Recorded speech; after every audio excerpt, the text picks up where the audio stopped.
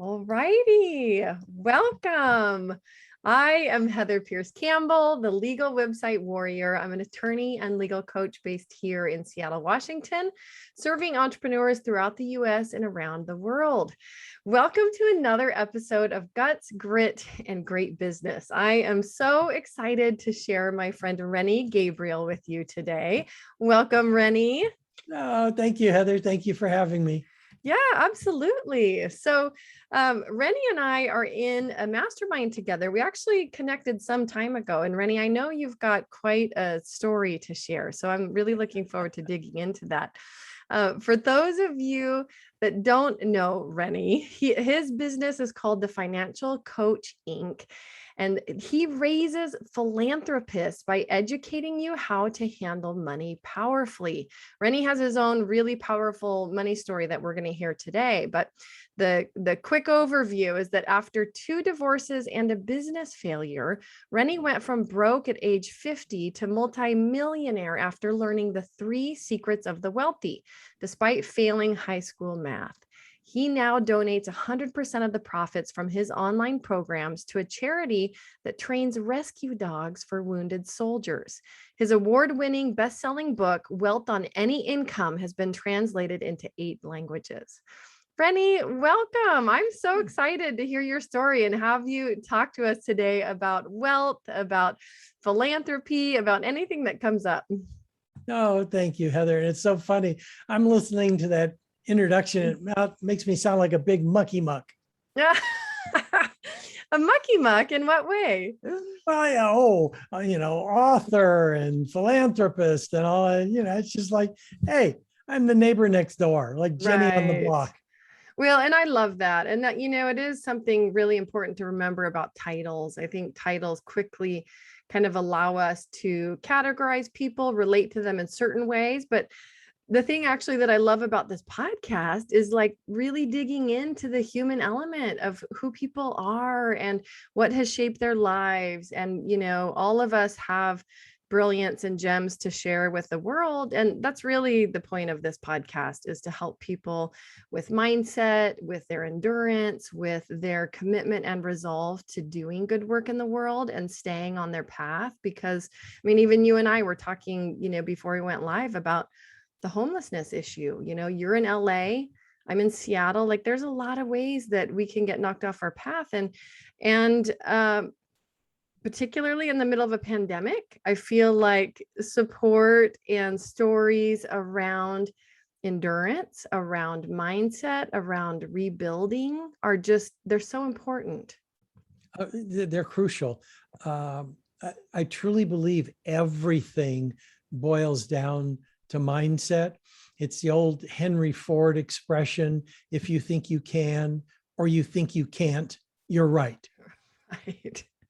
Yes, exactly. And and yet I think it can be so easy in life, especially when things start layering on, to forget, to forget really how powerful our mindset is.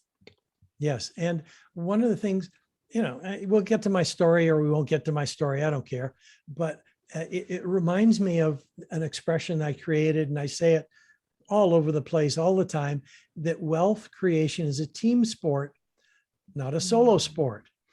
And it also applies if you're building a business. It also applies if you're looking at mental health. It also applies if you're wanting to be in the music business, the entertainment. I don't care where you look.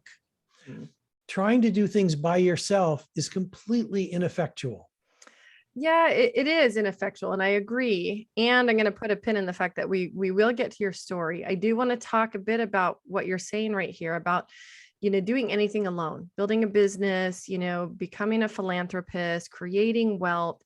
And yet the interesting piece of that is that our culture is so enamored with this idea of kind of the lone wolf, the rogue independent guy or gal who just powers through and does everything on their own. And it's just so interesting to look at reality versus sometimes the story that gets told in our culture, in media, in books, on TV, right? And I think it's so important to be talking about this because you dig into anybody's stories, even somebody who claims to be that way, self-made millionaire. This kind of talk drives me nuts because Hey, I hate it. nobody does that by themselves. You're absolutely right. And I mean, if someone watched my TED talk, they would think you're quoting from it, because if you're looking at Hollywood movies, if you're looking at fairy tales, if you're looking at books, if you're looking at TV shows, that's the impression you're getting. And people end up buying into these stories, which are made up. Yes. And well, think of it this way. If you were to make a movie and you wanted to sell a lot of tickets, would you pander to people who have a little money, or would you pander to people who are ultra wealthy? Right. You pander to the poor people because there's more of them. There's way more of them, and they're going to probably buy the thing. Exactly. So you create your story that it's better to be poor, and wealthy people are evil and dreadful and self-centered, and no one wants to be wealthy. You're better off to be poor. Makes the poor people happy, and they're buying the tickets. Well, and there is that too. That's a really interesting component that you speak of. And, I'm still like, even the title of this podcast, right? Guts, grit, and great business. And, I feel like grit, resilience, right? It's a really important topic, and we often have it backwards. We often think that, the grit and what it takes to power through often go along with some of these iconic stories and a lot of what gets sold to us in media and culture.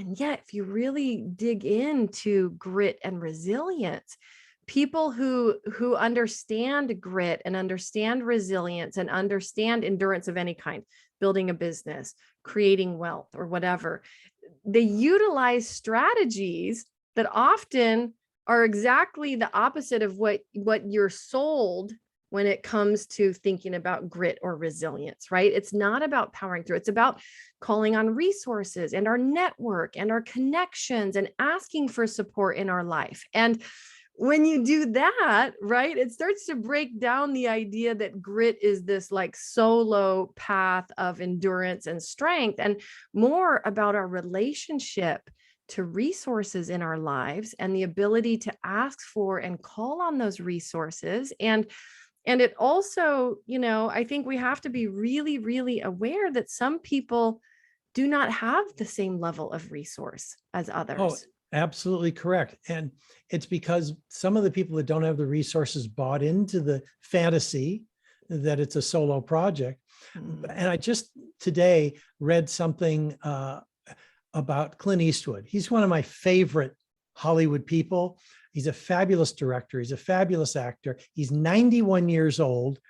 And people look at him as, Dirty Harry, Totally. or Josie Wales or whatever, but you know what? The people who have been supporting him in helping him make his movies have been the same people for 30 years or longer. Isn't that fascinating? His team does this. I mean, it's sort of like, oh, Clint's going to do another movie. He's relying on the same people he's been relying on for 10, 20, and 30 years. It's such a powerful thing to remember. And there's a guy here locally named Dan Price. I've mentioned him other times on this podcast, but he's the founder of the portion of the company I use is Gravity. Well, they're Gravity Payments. I use the Gravity legal side of that business.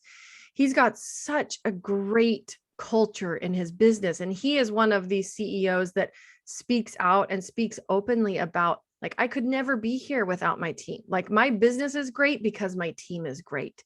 Right. And he's disliked by a lot of other CEOs and people in business because he is so vocal about taking care of team, paying fair wages, doing all of this stuff to take care of people. But he speaks to this point of like, Nobody gets to the top and builds a phenomenal company on their own. You just don't. Exactly. You know what? And I'll give you another slice of that same thing that you're talking about with Dan Price. I teach a course at UCLA on how to buy and manage apartment buildings for profit. I haven't yet spoken to a property owner who has the record I have with my properties. I have 100% of my tenants who've paid 100% of their rent, except for one who lost 5 months, through the entire pandemic. That's amazing. Because I take care of my tenants. So they pay their rent. We have a relationship. I can't tell, I mean, I get brokers all the time who talk to me and say, you know, Rennie, do you want to sell this? Are you having a problem? Do you have issues with vacancies? No, I don't have those problems because I act like Dan Price. Yeah. I walk my talk. It's the same thing I teach my UCLA students. Well, it's so glad that you are speaking out on this issue, because there need to be more people that are willing to give credit where credit is really due, right? And it is on the collective. It is on the team. It is on the people that help any of us get to where we're going, whether it's our network, whether it's our staff or support people that we build into our business. So thank you for that. I think it's a really, really important message. I do want to backtrack a bit and hear about your story. I know you teach people about wealth, you've got experience in real estate, but take us back a little bit to your, kind of business building path. And then I know there was a point where you lost a lot. Oh, well, yeah. One of the things that I believe it's important to understand is that 9 out of 10 people in the population are not taught anything about handling money effectively. And I've spoken in front of groups of, 20, 30, hundreds, even thousands. And I always ask this question of large groups because I get such an accurate answer. And it's, how many of you learned how to handle money from your parents? How many of you learned how to handle money in high school? It is never exceeded 1 out of 10. Yeah. And parents can't teach what they don't know. Teachers can't teach what they've never learned. And I found, I hope this isn't true, but there was a conversation I had with my daughter. She directed me to a couple of articles that talked about large financial institutions lobbying against financial education in schools. Oh, I believe it, because what's the first thing that happens when kids leave for college? They get their first credit card. And they chalk it up through the roof. They start spending because they don't know how to manage spending. Exactly.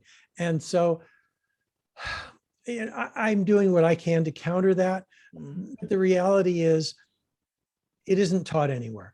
Yeah. CPAs I've asked, I say, in your coursework, were you taught how to create a budget or teach your clients how to do budgets? No. I was certified as a financial planner. It was not in my coursework either. Isn't that amazing? It's frightening, Yeah. But I dug and I dug and I dug and I found the answers. As a matter of fact, some of the answers I found in a 12-step program called Debtors Anonymous. So I've always struggled with financial stuff up until the last 20 years. Yeah. I'm 73 now. So this didn't turn around for me till I was 53. Well, and I you know what? I so appreciate you sharing your story. For anybody listening that is thinking it's too late for me, right? I can't figure it out. Or and I think a lot of people, like, finances and especially our personal financial lives, there really is this whole like bubble of shame that happens around our relationship to money, right? And yes. I think all the time we think like, oh, well, somebody else made it. I should be able to figure it out or make it. Like, I should be, all the things we tell ourselves, I should be farther along by now. I should have developed that habit by now. I should be stronger when it comes to willpower or budgeting or numbers or any number of things, right? Absolutely correct. And that gets back to, it's a team sport, not a solo sport. You're looking at someone else's outsides and saying, oh, I should have that on my inside. Yeah. And there's a great book called The Psychology of Money. I'm looking over to my bookshelf to see if I could remember who the author was. Um, Morgan Housel, or I'm not sure how to pronounce it. Okay. Anyway, one of the things that he talks about, which is realistic, is that rich is something you see. Like someone who's rich, who makes a lot of money, you see it in the clothes they're wearing and the jewelry they have and the car they drive, the house they're living in. Wealth, you do not see. And wealth is also not taxed. Love it. It's yes. No one knows what I've got based on, I mean, I'm driving a 2006, a 15-year-old car. Right. Right. Yeah. Mine is 21 years old. Right. And it's a Volvo. We just keep nurturing that thing along. Like my husband, he laughs because he's kind of like looking around thinking we need to be looking for our next family car. And I keep thinking, we can get 10 more years out of this thing. No, they stopped making the parts 10 years ago. Right. I know it's kind of a joke. I know that at some point that little car is going to be done with us, but I love what you just said about rich. You can see, wealth you cannot. People know exactly what you're talking about when you describe it that way. Yeah, exactly. And it really has to do with what people aspire to in life. Do they want to show off to strangers who don't give a darn? Right. Or do they want to know that within themselves, everything is okay? Do they want to be comfortable in their own skin, or are they trying to impress other people? Yeah. And, when they're honest with themselves, it helps. Yeah, that does help.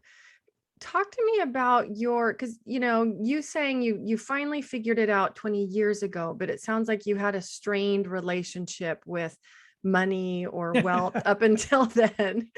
I think a lot of people, but a lot of people can relate to that, right? Even just the statistics that you're citing about how none of us are truly taught about money or educate, like finances, any financial education in our youth, unless we happen to have parents who are able to teach us that, right? And what percentage and do teach us, right, are able to and do.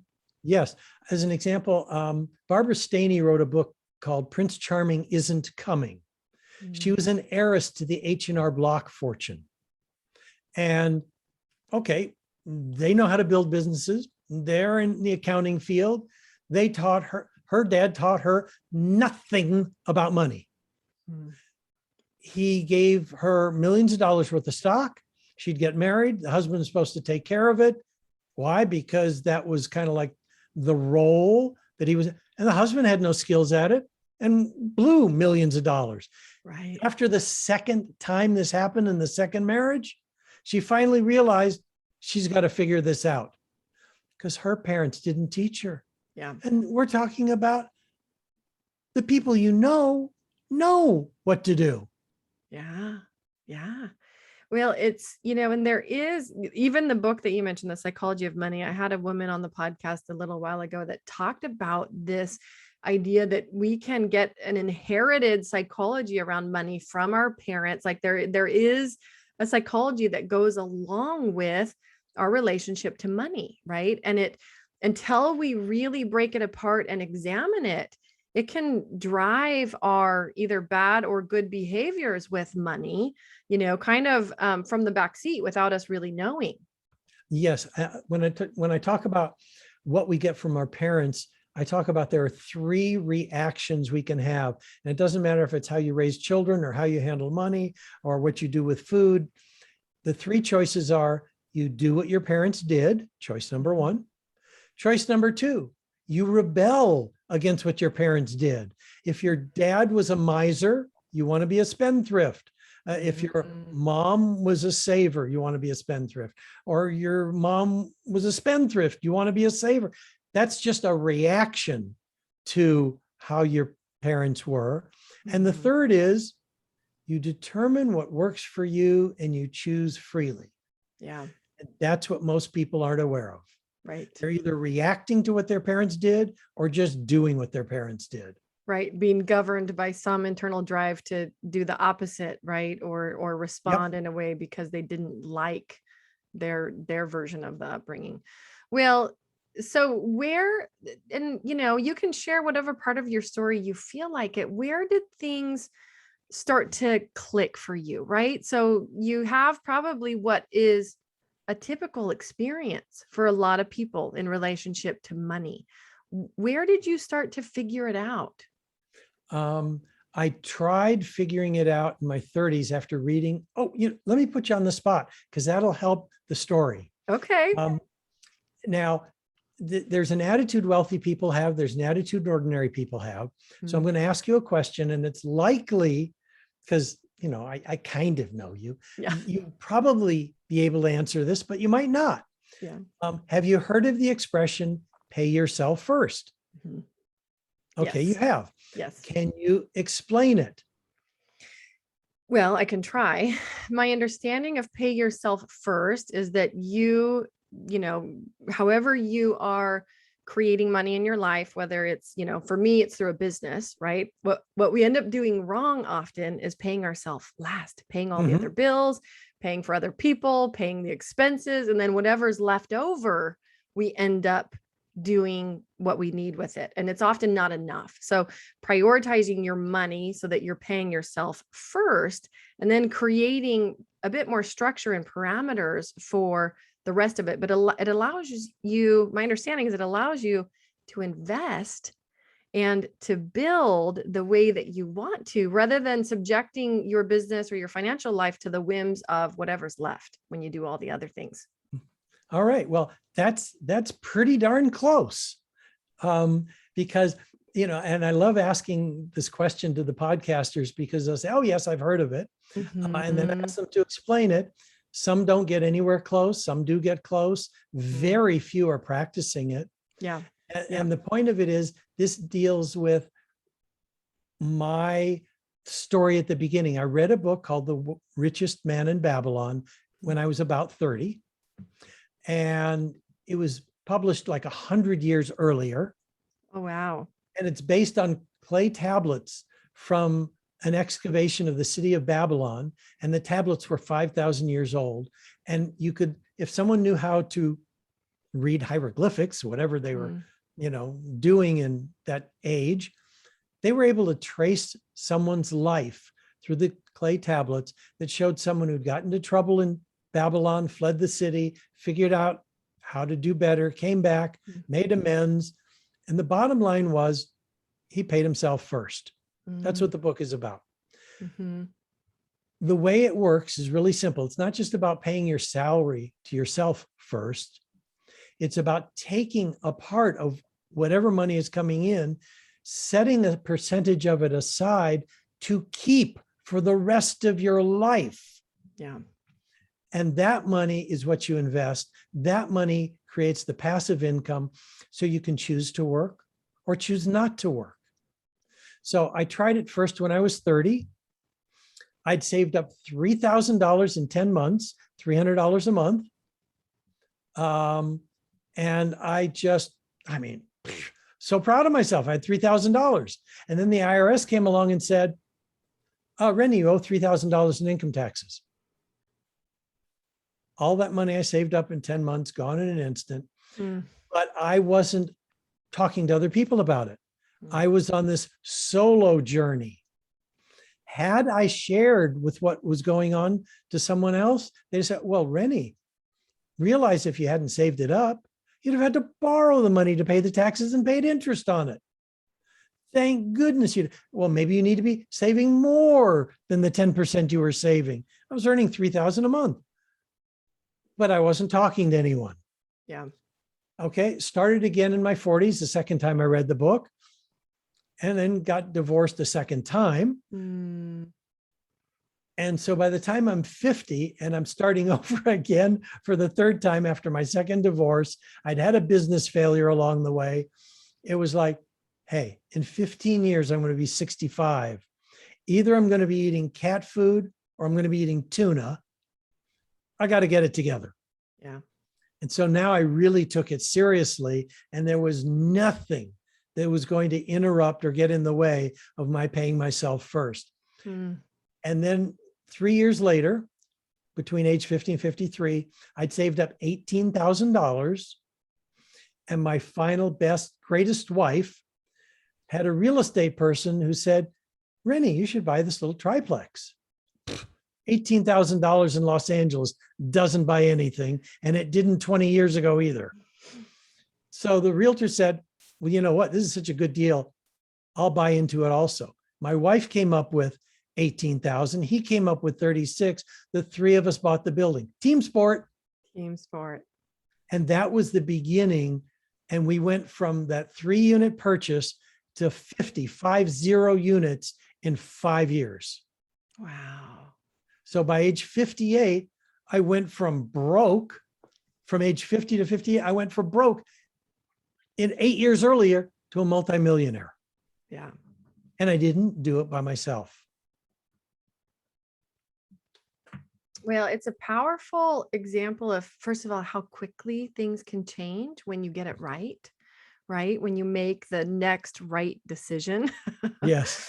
And I think it can be challenging because I know a lot of people are exactly where you were 20 years ago, especially now, pandemic, job losses, Oh, divorces. How many of us plan for a divorce? Oh my gosh, right? You don't get you married raised your planning for a hand. Did you? divorce.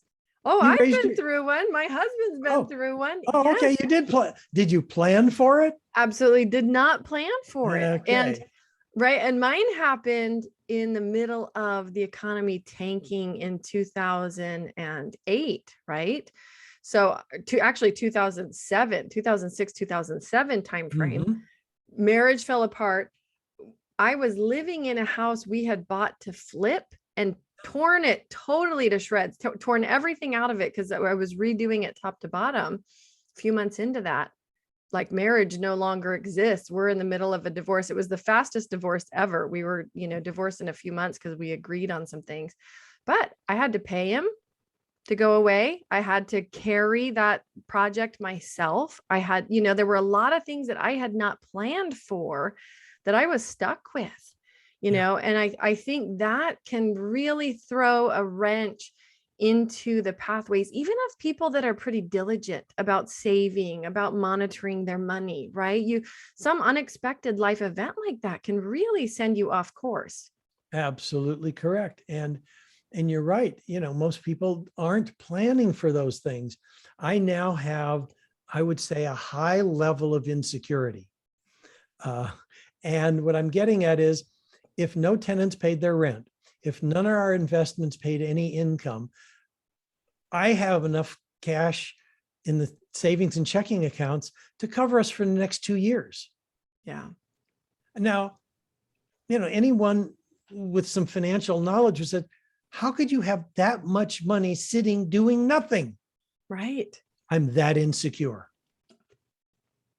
Got it. But it makes you way more stable than average at this point. Except, oh yeah, right. In other words, hey, the pandemic didn't mean a thing to us because like I said, if no one paid rent, we still go 2 years and not worry.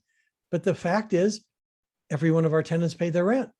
Well, and it sounds like you've got other things to teach about nurturing those relationships. Before, I think maybe, was it before we went live, you talked about how, other people can be really suffering right now as landlords holding all kinds of properties, and especially where they're passing laws where people are being let off the hook and that you can't move them out. It's a really tough time. I know that we're losing landlords here in Seattle because Yes. of the pinch that's putting on people. And we're losing landlords here in Los Angeles. They Yeah. can't hold on. They have tenants who aren't paying rent. They're selling just to get out from under the properties, and large corporations are picking them up. Right. And the Or mom and pop, international buyers, right? A lot of yep, or international buyers. international. Yep. So mom and pop landlords that provide decent housing at decent prices are disappearing.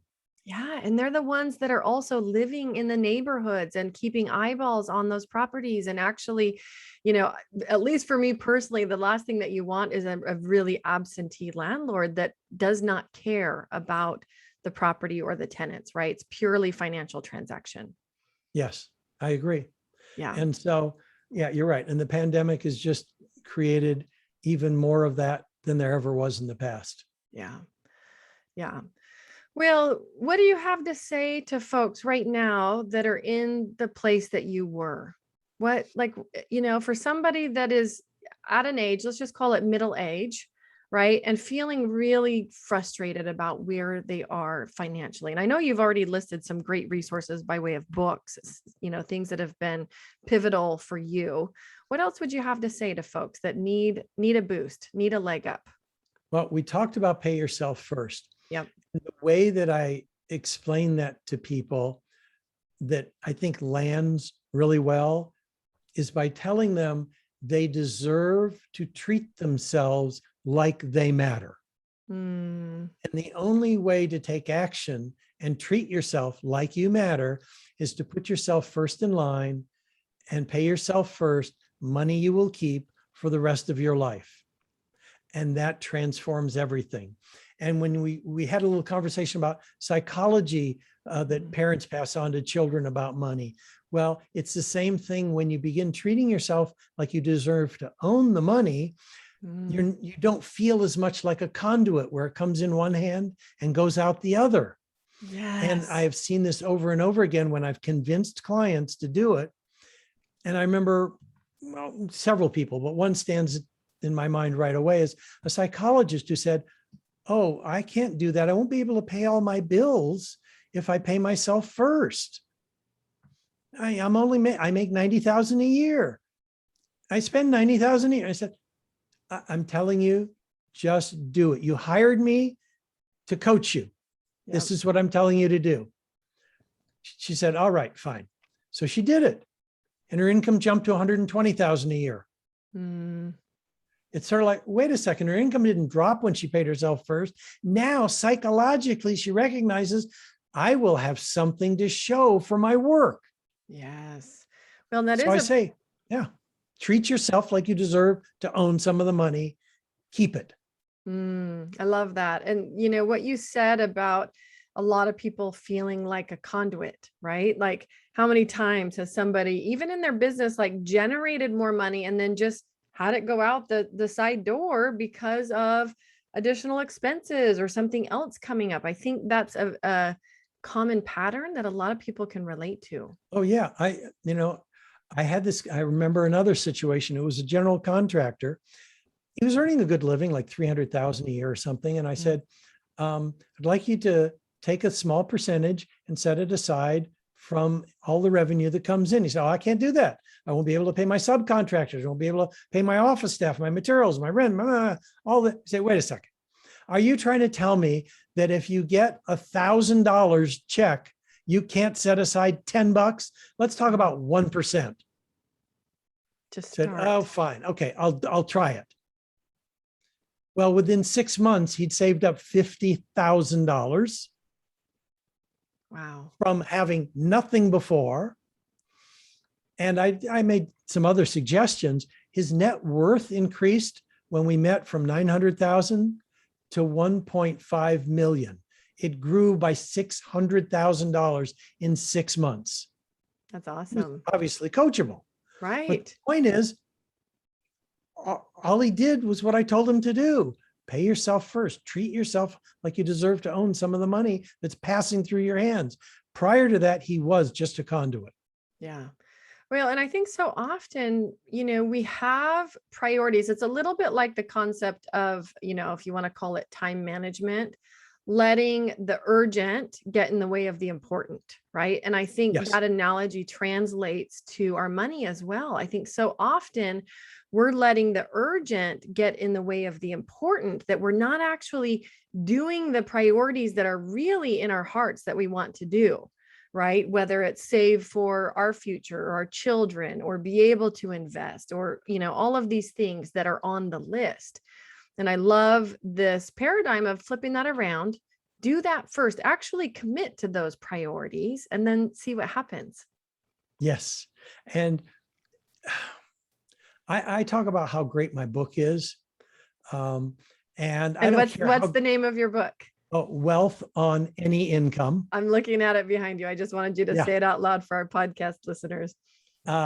And by the way, if they go to the website, which has the same title, Wealth on Any Income, and put /TEDx, okay, they'll be able to hear my TEDx talk where I talk about how we've been indoctrinated to believe it's better to be poor. Yeah. And I provide the cure, which is a 9-step roadmap to complete financial choice. I love But that. the point I was getting at was that no book is as great as a human being. Yeah. And here's what I mean. A book cannot interrupt faulty thinking. If you read a book and you've got attitudes that are off track, the book can't say, Heather, that's not accurate. Right. I'm spotting this thing in your process or your thinking that doesn't fit. That's right. Exactly. Yeah. Book can't do that. Second thing a book cannot do, and I don't care how good it is, it cannot hold you accountable to the things that you said you were going to do. Heather, if you said, you know what, Rennie, I'm going to set aside a percentage now to keep for the rest of my life. I'm going to use it to buy more properties or do some more fix and flips with someone or whatever it is. And you said that to me, I can say, Heather, you said you were going to start putting away the money. Did you do that? Right. The book can't do that either. No, and a phrase that comes to mind that I found so funny, I'll just drop a current show. If anybody's not watching Ted Lasso, this came from Ted Lasso because I have to provide the quote, but it was a woman on there who said, basically, if I'm going to be your mentor, sometimes I have to be your tormentor. Yes. Right. That was the psychologist working with Ted. And I was like, Yes. that is so brilliant, but it speaks to the point you're making right now. A book cannot be our tormentor, right? No. Because it cannot hold us accountable in the way that a live person can, to say, look, are you really doing the work? Are you really doing what you said you were going to commit to doing? Exactly. And so all I wanted to bring out is it just continues to emphasize the theme, wealth creation's a team sport, not a solo sport. Yeah. Well, and I can't underscore enough the importance of what you said about having somebody be a pattern interrupt.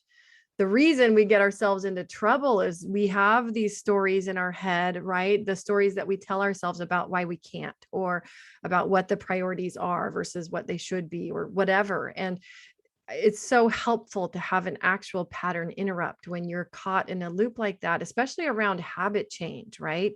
Habit change and psychology, those can be difficult, complex things. And being able to actually hash it out with a person is life-changing. Absolutely correct. Yeah, it is. And, you look at the 12-step programs like Alcoholics Anonymous, where just people getting together and keep other people sober from, otherwise they could end up killing themselves. Just the simple act of someone else being there for you. Yeah, the accountability is huge. So I'll be posting links to your book. It sounds fabulous. Wealth on Any Income. I do want you to talk a little bit, just briefly, to the point about philanthropy and how somebody can get to the point of donating 100% of their profits. Great question. Well, first I got to tell you about the charity that gets 100% of the profits from the work I do. Yes. It's called Shelter to Soldier. Mm. They rescue dogs from high kill environments, places where they could be euthanized or just die on the street.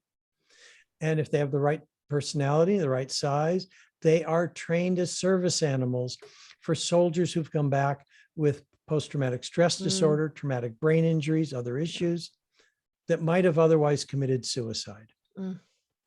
The rate of suicides among our veterans returning is about 22 a day, or almost 1 an hour. But not one who's received their service dog has committed suicide. Yeah, that's amazing. So this charity saves 2 lives at a time. They get 100% of the profits from the work I do, raising philanthropists, teaching other people how to handle money powerfully. Yeah. And now I'm trying to think of your question. Which is how do people get to that point? How is this a strategy that somebody could learn to incorporate in their own work or their own life? It starts with the things that we've been talking about. It's treating yourself like you matter. It's paying yourself first. When you've gotten to that step, now you can start exploring, well, where do you put your money so that it generates money? So your money's working instead of you working. But it starts, step number 1 is paying yourself first. Yeah. And Well, that's what I did. That's what transformed everything. it's amazing. I love the simplicity of that message, right? I think everybody can hang on to that and figure out some way to do that. Tell us for a moment, because I know that you also in your journey have learned secrets that the wealthy know that the rest of us don't, right? Yes. You want to And share a few of those? you bet. It's primarily around attitude. Mm, And you remember I asked you if you've heard the expression, pay yourself first. yep. You said yes. Yeah. The ordinary mindset will respond by saying, oh, I've heard of that, or I know that, or that's not new to me. The ordinary mindset will make a statement when they hear familiar information, but someone with a wealthy mindset instead asks questions when they hear familiar information, like, where would that fit for me? Or what can I do? Or where would I put the money? Or when will I begin doing it? Or who could support me with that? Yes. Those questions lead to the actions that produce results where the statements take no one anywhere. I love that. Well, that not necessarily, but in some cases, beginner's mind, right? How could this apply? What do I not know about this that I should know about it, right? And especially that question that you just asked. How could I get support with that? How is this Or something that who I could could do? support me? Yeah. Right, right. Yeah. I love that.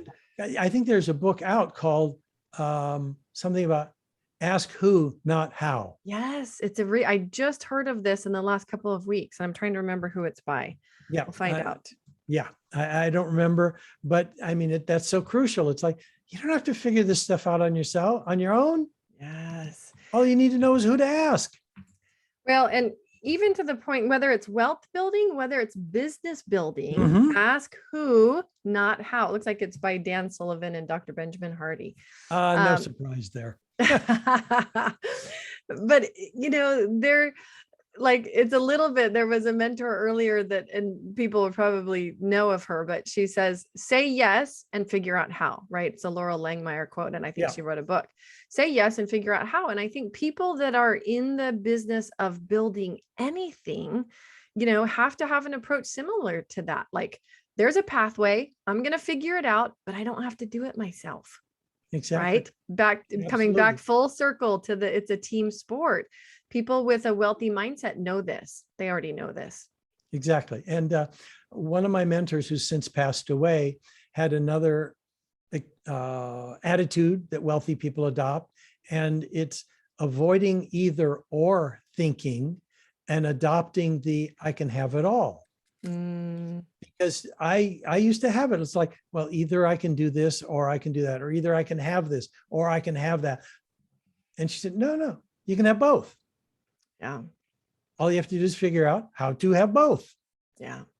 It's a powerful shift. And, and I can relate to both sides of that, having mentors that, and as a mom, because part of my struggle has been, how do I raise two tiny children that need me and be as devoted and committed in my business as I want to be, right? And so at times those things have felt very conflicted. And similarly, one of my mentors had said, you can have it all, just not at the same exact time. Yeah, right. Right. So looking at the overarching flow of your day, your week, your month, you can have it all within that time frame, just maybe not both at 9 a.m. on Monday morning. So yeah, that was a helpful reframe as well. Yep. Great advice. Yes. Well, Rennie, it's been such a pleasure to connect with you, hear a bit about your story and, this cause that you're so committed to. It sounds like a really, really powerful one. Where are you at online for folks that are listening that want to connect, learn more about Wealth on Any Income? That's both the name of his website and his book. Where do you like to show up online, Rennie? If someone types my name into Google, if they can spell it, it'll take the first 3 pages. Awesome. But most people can spell wealth on any income. Yeah. And that'll take them to my website. And that's the easiest way to connect. Perfect. And I'll share your social media links, your website, as well as the gift, the TEDx talk, and access to your roadmap. So if you're listening, be sure to pop over. Those are going to be in the show notes. Go to legalwebsitewarrior.com/podcast. Visit Rennie's episode and grab the show notes. I'm so excited for people to hear your TEDx talk and grab your roadmap to complete financial choice. Back full circle, like there's 3 ways you can respond. And that third one of having full choice is, where we all want to get to. Rennie, what final advice do you have for folks that are listening? Is there something that they should go do right now, or any takeaways that you really want to burn into their brains here in the final minute or two? Yeah, I don't care if they're a business owner, they're an employee, they're self-employed. It doesn't make any difference. It would be what we've spoken about, and that's to treat themselves like they matter and pay themselves first, money that they can keep for the rest of their life. I love that. So simple, so powerful. Rennie, huge thank you for being here today. I'm so happy to be connected. My pleasure. Thank you, Heather, for having me on the show. Absolutely.